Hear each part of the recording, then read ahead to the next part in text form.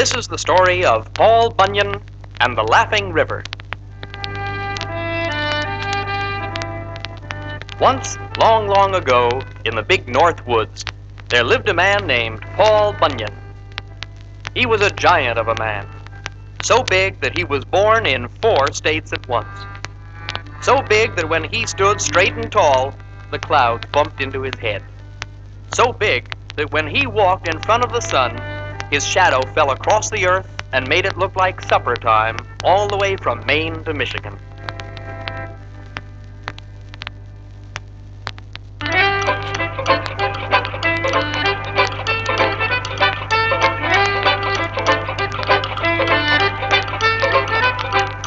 Paul Bunyan, big Paul Bunyan, tall as a mountain top was he. Paul Bunyan, big Paul Bunyan, tough and strong as a man could be.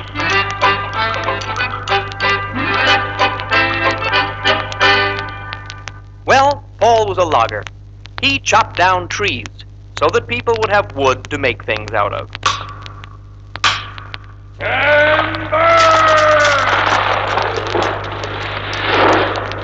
Things like houses and schools and barns and ships. Up in the North Woods in those days, there were so many trees to cut that not even Paul Bunyan could cut them all by himself.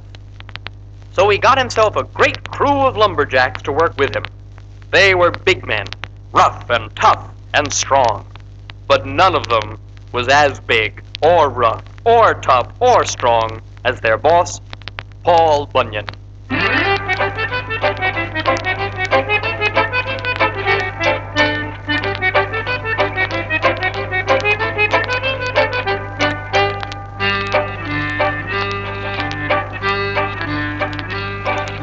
Paul Bunyan, big Paul Bunyan, tall as a mountain top was he. Paul Bunyan, big Paul Bunyan, tough and strong as a man could be. Way up in the North Woods long ago, way up in the woods where the big trees grow, there lived a man a mile tall. That was the man they used to call Paul Bunyan, big Paul Bunyan, tall as a mountain top was he. Paul Bunyan, big Paul Bunyan, tough and strong as a man could be.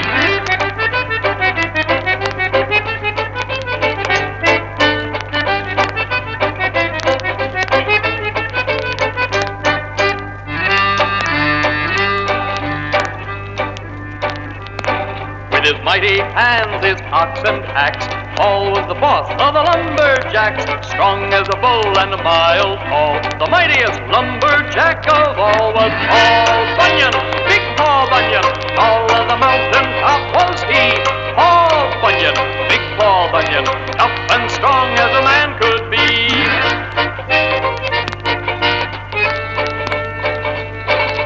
Paul Bunyan, big Paul Bunyan, tall as a mountain top was he. Paul Bunyan, big Paul Bunyan, tough and strong as a man could be.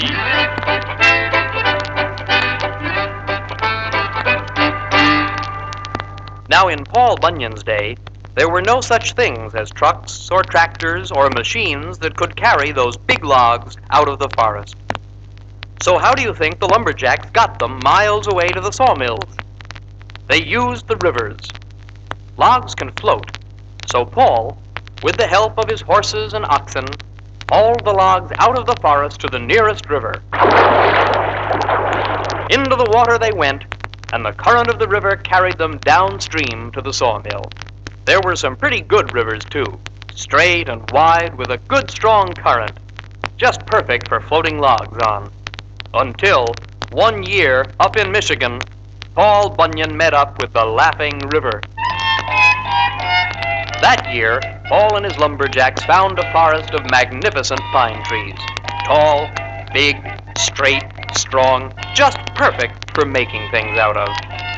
Well, Paul and his boys got so excited about finding these trees that they set up camp quick as a rabbit and went out into the forest to start cutting them down.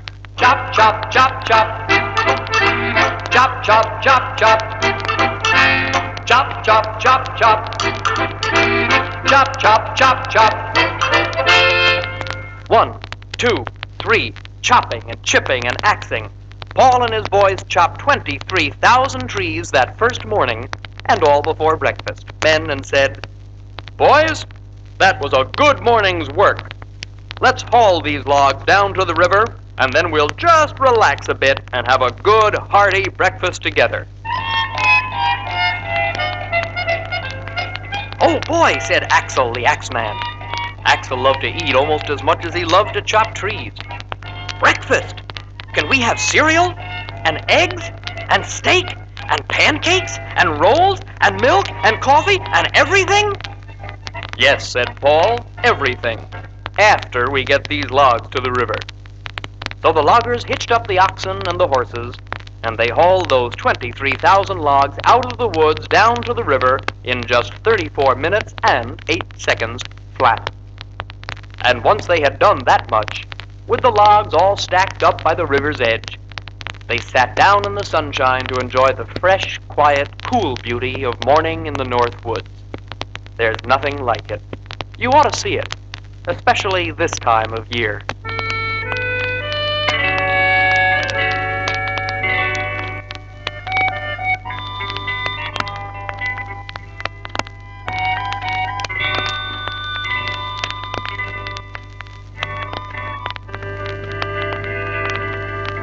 The streams are running cold and clear up in the Northland this time of year. The birds sing sweet songs they want you to hear. Up in the Northland this time of year, the pines and hemlock trees stand straight and tall. The wind in the forest seems to be calling. The woods are waiting for you to be here. Up in the Northland this time of year.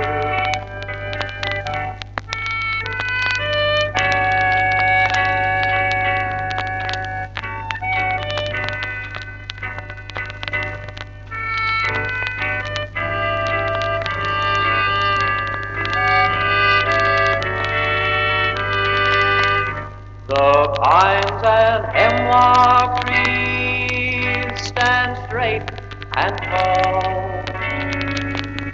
The wind in the forest seems to be calling. The woods are waiting for you to be here. Up in the Northland this time of year.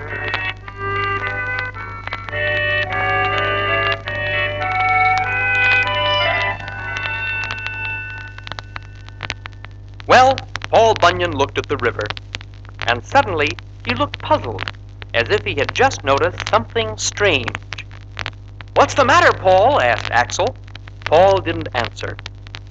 Instead, he picked up one of the giant logs and tossed it into the water. The log floated there for a second, and then rushed away downstream with the current. But 2 seconds later, it reappeared, bouncing right back upstream to where Paul was. Then the log swirled around and around and around, and all of a sudden, the river, with a mighty gurgle, picked up the log and threw it back onto the shore at Paul's feet. Paul looked as if maybe he was getting mad. He bent down, picked up another log, and tossed it into the river. And once again, down it floated, back it came, and the river, with another gurgling, bubbling sound that sounded a lot like someone laughing, picked up the log and threw it back to Paul. Paul was getting madder. "What kind of river is this?" he said. Big Joe, one of Paul's lumberjacks, said, Well, Mr. Bunyan, I'll bet you that this is the famous Laughing River my grandfather used to talk about. It laughs at loggers like us because we can never float our logs anywhere on it. Throw in another log and see if I'm right. Paul tried once more, and sure enough, the log headed downstream a few feet.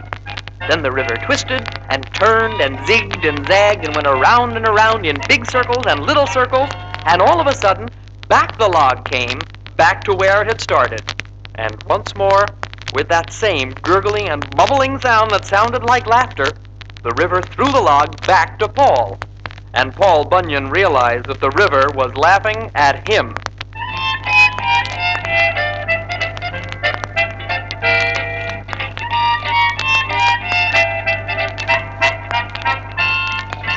No river is going to laugh at me, he said. And he picked up 45 logs all at once and threw them into the river. And the river threw them all right back at him, laughing at him all the while. Well, Paul Bunyan was mad. And when Paul Bunyan got mad, he stamped around and stomped around so that the whole earth shook and trembled, and even the sun hid frightened behind a cloud. "Now calm down, Mr. Bunyan," said Axel. "Don't let it get to you. Now calm down, Mr. Bunyan. It's a breakfast time, ain't it?" "No river is going to laugh at me," Paul yelled. And then he realized that his lumberjacks hadn't had their breakfast yet. "Well, you're right, Axel. You need your breakfast. Come on, let's go back to camp."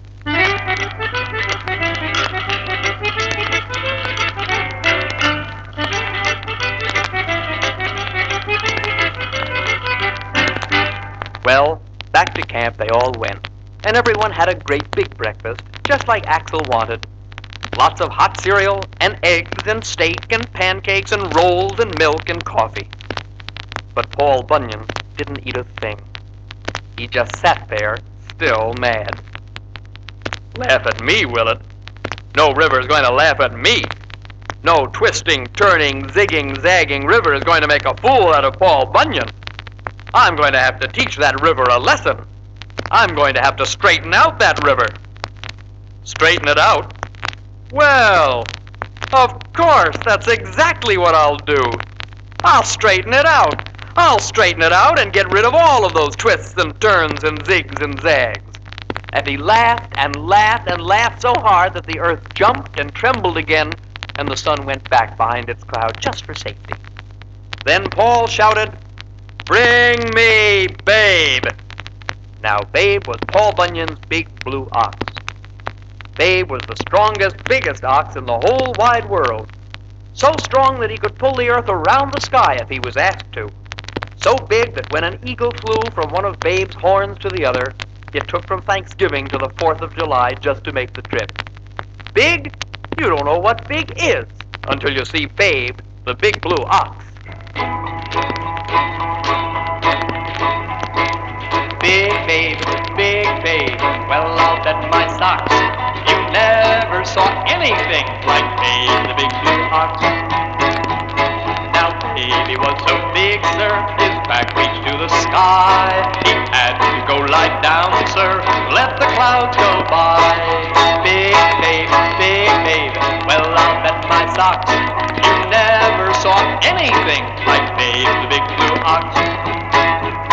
This ox, it was so big, sir, that when he had to sneeze, 100 ships in the China Sea were capsized by the breeze. Yes, it's Big Babe, well I'll bet my socks you never saw anything like Babe, the big blue ox. His voice, it was so big, sir, that when he had to cough, the force went round the world, sir, and knocked the North Pole off. Yes, it's Big Babe, well I'll bet my socks you never saw anything like Babe, the big blue ox. The horns upon his head, sir, they reached up to the moon. A man went up in January, didn't come down till June. Yes, it's Big Babe, well I'll bet my socks you never saw anything like Babe, the big blue ox.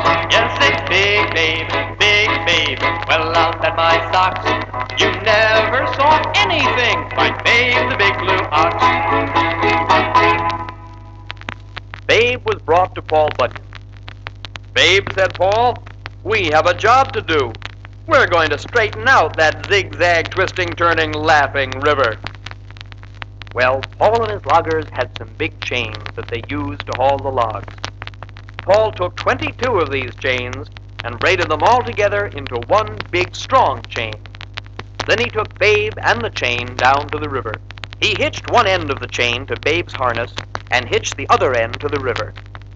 "Okay, Babe," he said, "now pull. Pull that river straight." Babe pulled. Now a river, of course, is full of water and it's mighty slippery. So as soon as Babe started to pull, the harness slid right off the river and landed on the ground. Paul tried the same thing a few times, but of course the harness just slid right off every time. And the river gurgled and bubbled and laughed all the harder. And as the river laughed and laughed and laughed, Paul got madder and madder and madder. "So that's the way you want to play, is it? All right, laughing river, I know how to get around you and your slippery, watery wetness." Paul bent down with his head close to the river, and he started to blow on it the way you blow on soup when you want to cool it off. Well, the minute Paul started to blow, the temperature on the river dropped 50 degrees. The birds felt the temperature change, and they thought that winter was coming, so they flew away south to the sunshine. But the river kept flowing and gurgling and bubbling and laughing.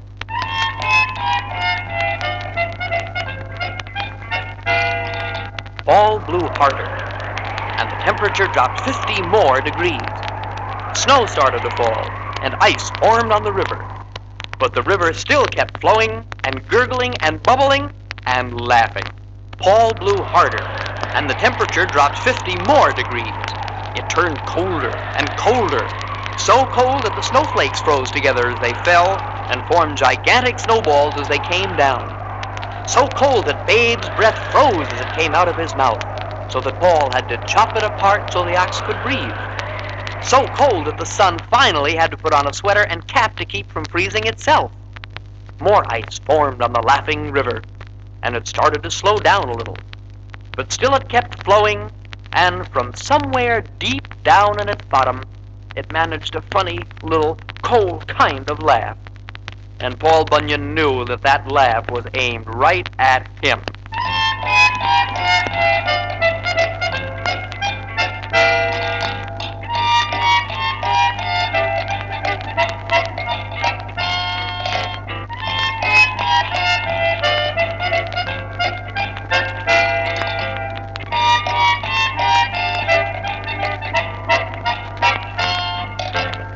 Well, that was all Paul needed to get really mad.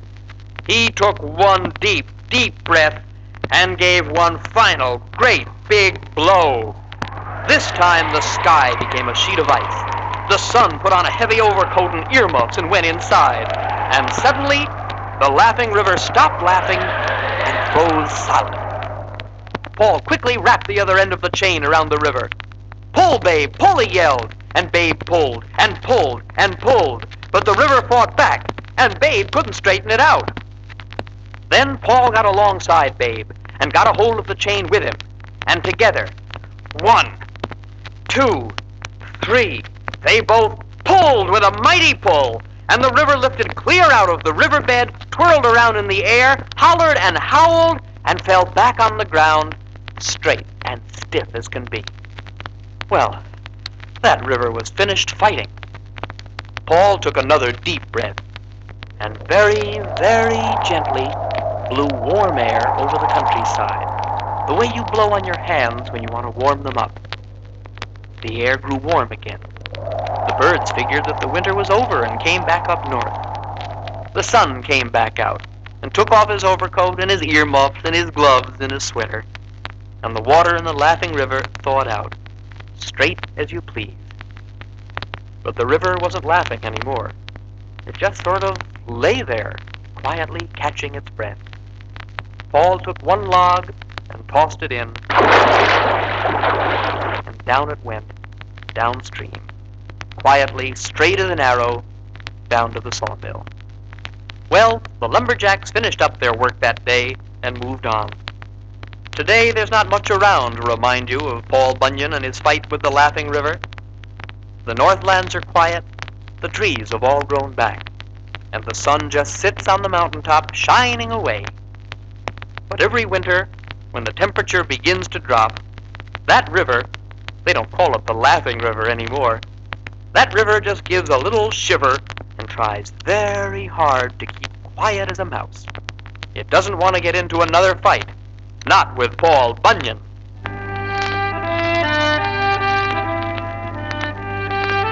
But rivers have to gurgle and bubble and laugh just a little bit. It's just the way they are. So if you ever get close to a river or a stream, listen very carefully and you'll hear it.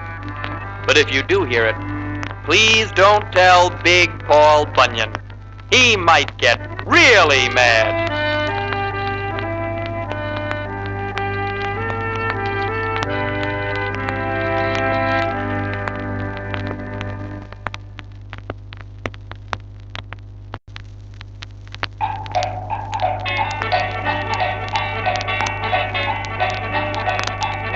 Johnny Appleseed lived long ago, traveling far and traveling wide, walking his way through the western country, planting apple-seed in the countryside. Johnny Appleseed walked all alone, planting seed with his own two hands, planting them deep in the western country, bringing apple trees to the frontier land.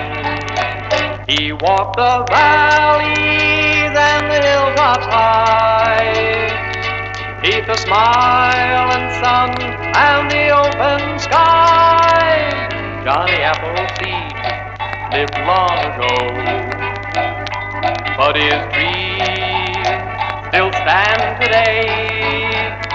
Beautiful trees in the western country, 'cause Johnny Appleseed passed that way.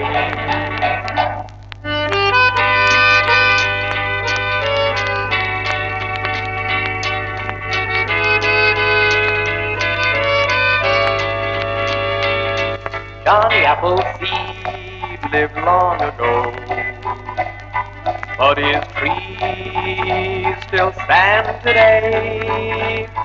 Beautiful trees in the western country, 'cause Johnny Appleseed passed that way. Beautiful trees in the western country, 'cause Johnny Appleseed passed that way.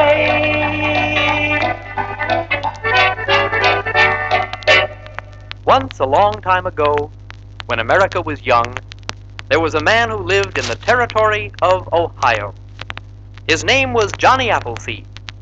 That wasn't his real name, but that's what people called him, because he walked through the western wilderness planting apple seeds.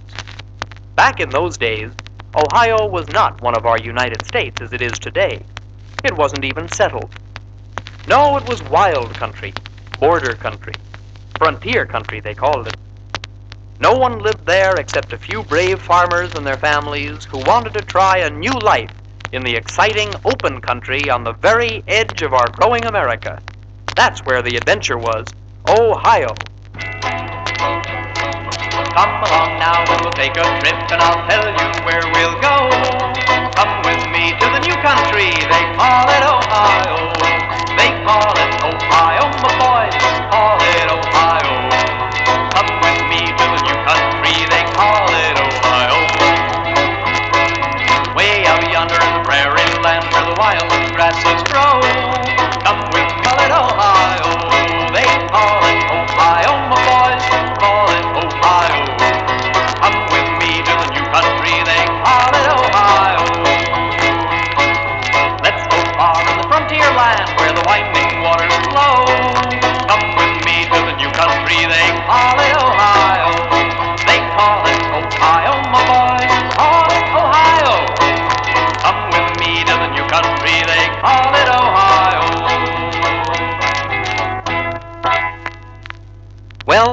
Just imagine what the Ohio countryside must have looked like in those days. It must have been pretty country. Tall hills with great tall trees on them, deep valleys with rich brown earth and lots of green grass growing in it, bright streams flowing down to meet the Ohio River, and through it, Johnny Appleseed walking alone with his sacks of apple seeds on his shoulders.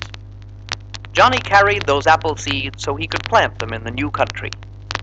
He would find a pretty spot, maybe by the side of a stream, maybe on the side of a hill with tall trees growing around, and plant some of the seeds there. Then he'd build a little fence around them to keep the bears and the wolves and the deer and the wild hogs from coming in and nibbling them all up. Well, in time, the seeds would grow into seedlings, and they'd stick their little green heads above the ground. Then one of the new settlers coming out west would see them and transplant them. The settlers would dig the seedlings out of the ground very gently and carry them to their new clearings and replant them very carefully where they could grow into young, strong trees. And that's just what Johnny wanted. He wanted the settlers to find them, maybe because he wanted everyone to love apple trees as much as he did. So Johnny Appleseed walked and walked, planting apple seeds through the countryside.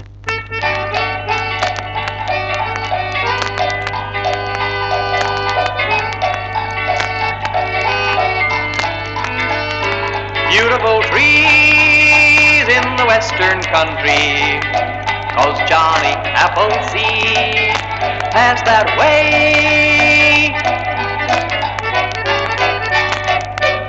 Now when you're walking through wilderness where nobody's ever been before, where no one has ever cut the grass or made a trail or made a path for you to walk on, you just don't wear your Sunday best clothes. So Johnny wore clothes that were comfortable and also that were tough enough so they'd last through summer rain and winter snow and bramble bushes and sleeping outdoors and just about anything you'd be likely to come across out there in the wilderness. Well, Johnny Appleseed certainly was a funny sight to see. His main piece of clothing was an old coffee sack. It had 2 holes cut in the side so his arms could come through, and it had a hole in the top so his head could come through. On top of his head, Johnny wore a frying pan, the very same frying pan that he cooked his meals in. It wasn't very elegant, but it certainly kept the sun off his head. There was one other thing about Johnny Appleseed's clothes. What do you think he wore on his feet? Nothing. Nothing at all. Johnny didn't like shoes, so for most of the year he just went barefoot. He didn't wear shoes because he didn't like to, and his feet got so tough on the bottoms that he didn't even have to after a while. They tell a story about Johnny Appleseed and his shoes. One day when it was very cold and wintry and there was snow over all the ground, a settler saw Johnny walking barefoot. The settler came up to Johnny and said, "Now, Johnny, it isn't right for you to be walking without shoes in this weather. You'll catch your death of cold. I have an extra pair of shoes that I want you to have. Now, don't tell me no, Johnny. It hurts me to see you walking in this weather without any shoes. You've just got to take them."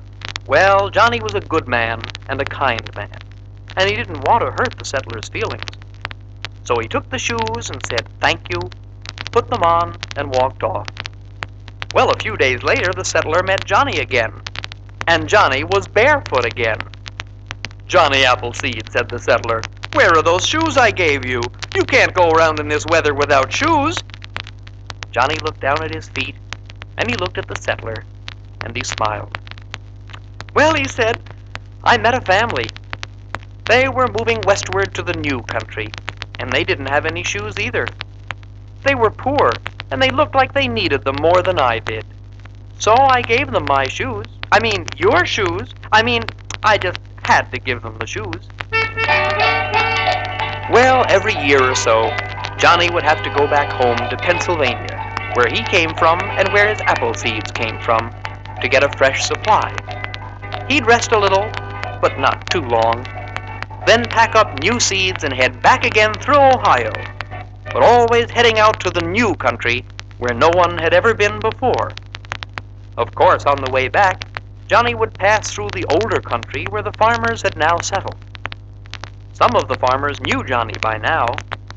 Some had his beautiful apple trees growing right in their orchards, bearing big, delicious red apples for their whole family. Well, they'd invite Johnny in for supper and maybe to stay the night. This way, Johnny Appleseed got to know a great many of the boys and girls who went out west with their families. And over the years, a great many of the girls and boys who got born there. Johnny always remembered to take along some beautiful, bright calico hair ribbons for the little girls. As for the boys, well, he'd wrestle with them and teach them how to get along in the woods and what berries you could eat and how to build fires out of practically nothing. Johnny made many friends out there, and they always begged him to stay and visit just a little while longer. But Johnny kept moving and walking. As much as he loved the families and the children that he met, he loved finding new countryside and planting new apple trees even more. His greatest pleasure, it seemed, was going off all alone into the wilderness.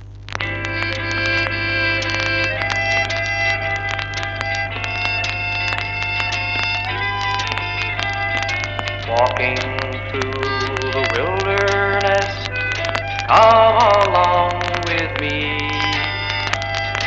Up the mountain, down the valley, to plant an apple tree.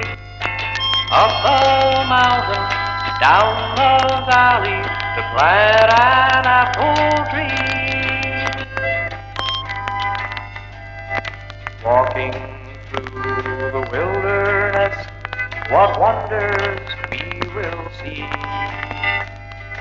Up the mountain, down the valley, plant an apple tree.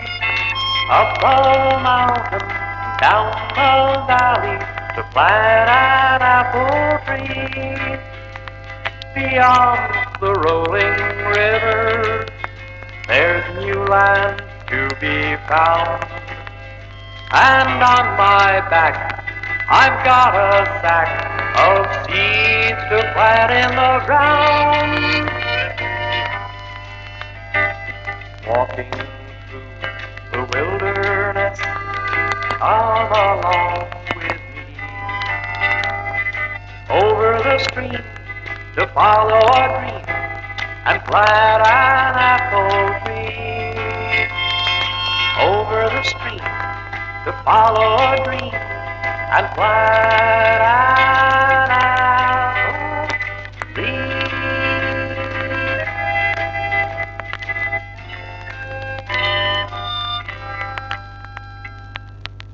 Out along the border, Johnny made some other friends, the Indians. They were peaceful people who had been in the territory for many generations.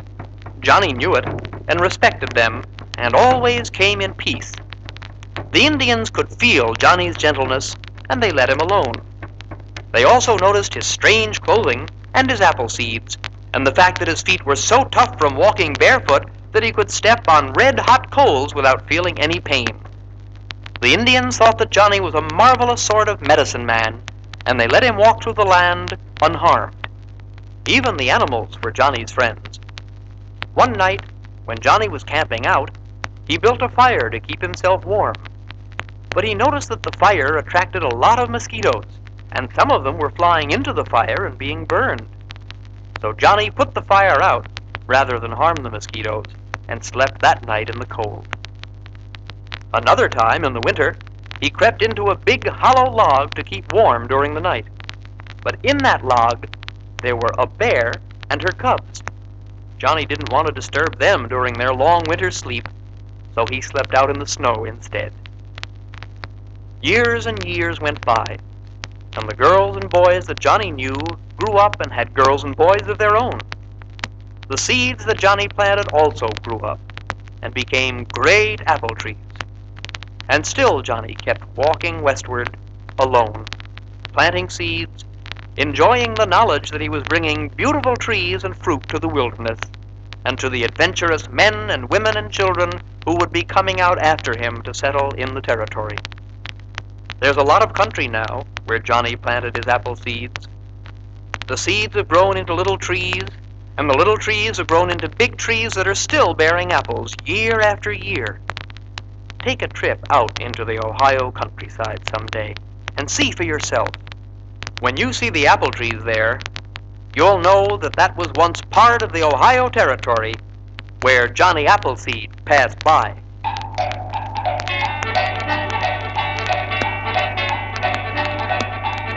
Johnny Appleseed lived long ago, traveling far and traveling wide, walking his way through the western country, planting apple seed in the countryside. Johnny Appleseed walked all alone, planting seeds with his own two hands, planting them deep in the western country, bringing apple trees to the frontier land. He walked the valleys and the hilltops high, beneath the smile and sun and the open sky. Johnny Appleseed lived long ago, but his trees still stand today. Beautiful trees in the western country, 'cause Johnny Appleseed passed that way.